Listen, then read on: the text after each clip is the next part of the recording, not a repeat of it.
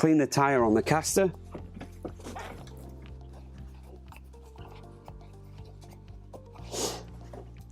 Next, install the halo like so.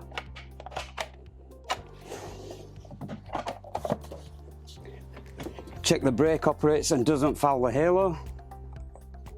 Check movement. And then place the bed against the wall. So without the halo, the headboard hits the wall, and if the bed's operated, the headboard will slide up the wall. Then slide the bed back against the wall, and the halo will touch the skirting board before the headboard touches the wall.